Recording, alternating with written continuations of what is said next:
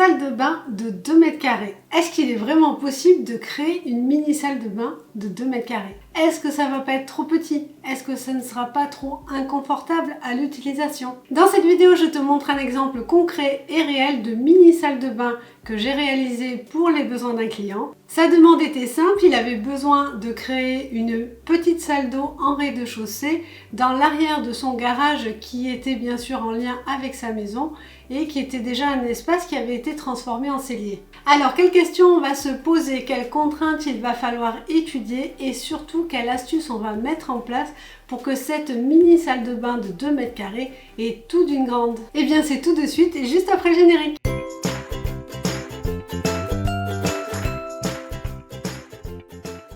Voilà de quoi on part. On a ce cellier qui fait à peu près 6 mètres carrés et qui permet en fait depuis la maison d'accéder à une buanderie. Dans cette maison, il y a déjà des toilettes en rez-de-chaussée et mon client bien sûr sait qu'il va devoir faire du tri afin de libérer cet espace et heureusement il dispose d'un grenier où il pourra ranger ses affaires. Au fait, reste bien jusqu'à la fin parce que je te montrerai les photos de la réalisation chez mon client. Pour la création d'une salle de bain, il y a 2 questions essentielles à laquelle les réponses doivent être oui, et ce sont des questions plutôt techniques, décoratives, mais elles sont indispensables pour assurer la faisabilité du projet. Est-ce qu'il y a la possibilité de faire arriver l'eau et de l'évacuer? Et est-ce qu'on peut installer une ventilation? Pour ce qui est de l'arrivée d'eau et de l'évacuation des eaux grises, effectivement dans ce cellier, il n'y en a pas. Mais heureusement, ce qui va nous sauver, c'est que juste à côté, dans la buanderie, on a la chaudière qui fonctionne au gaz, ainsi qu'une arrivée d'eau et une évacuation.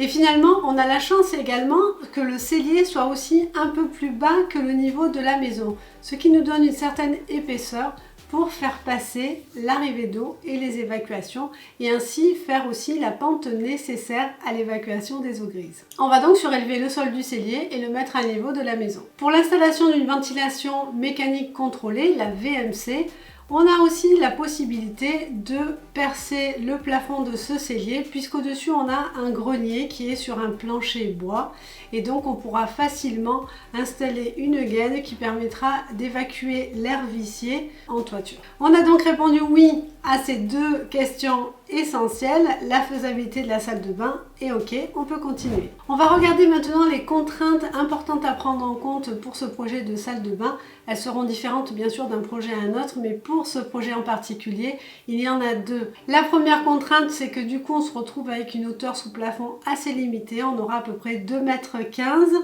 alors qu'un plafond normalement est à une hauteur de 2,50 m. Et on doit dans ce petit cellier maintenir une circulation entre la maison et la buanderie. Ce qui fait qu'il n'y a pas beaucoup de place pour créer une salle de bain. Si on prend le plan du cellier, on va donc indiquer cette circulation de la maison jusqu'à la buanderie et ça va très vite nous donner l'endroit où on va pouvoir installer la salle d'eau qui va être placée dans un coin et ce qui va nous donner sa dimension, c'est surtout la mise en place du receveur de douche ici qui sera en 80 cm sur 90 cm. Et pour les besoins de plomberie, donc on a dit qu'il fallait rehausser le sol du cellier. On va donc déplacer la marche initialement au niveau de la maison au centre de la circulation dans le couloir. La dernière étape va donc être d'utiliser des astuces de décoration pour rendre visuellement cette salle de bain plus grande et pour que ce mini espace ne soit pas ressenti comme un endroit un peu étriqué. Et avant de passer à ces astuces, n'oublie pas de t'abonner à ma chaîne pour recevoir mes prochains conseils déco. Alors quelles astuces nous allons mettre en place dans cette mini salle de bain de 2 mètres carrés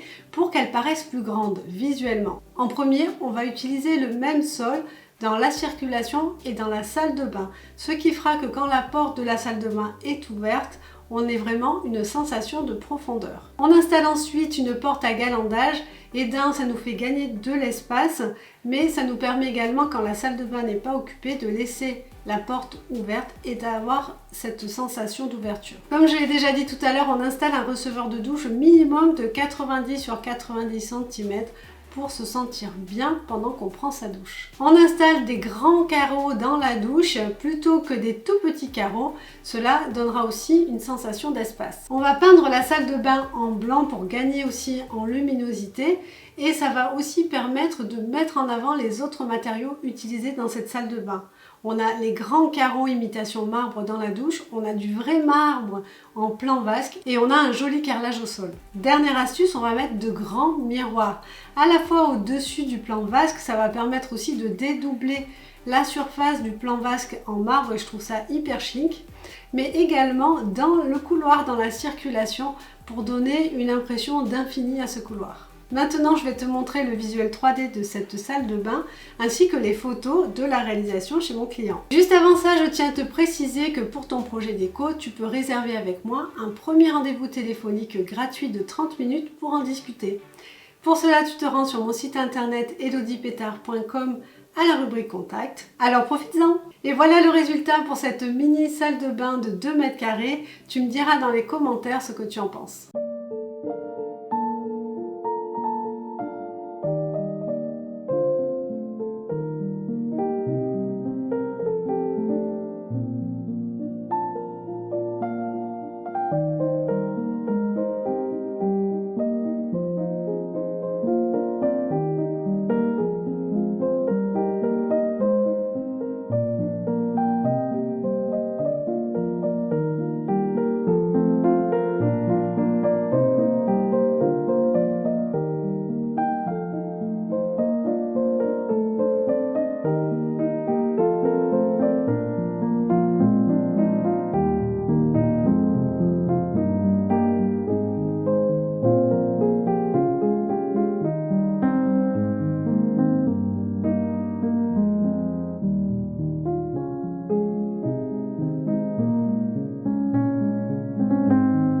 J'espère que cette vidéo t'a plu. Si c'est le cas, n'hésite surtout pas à la liker.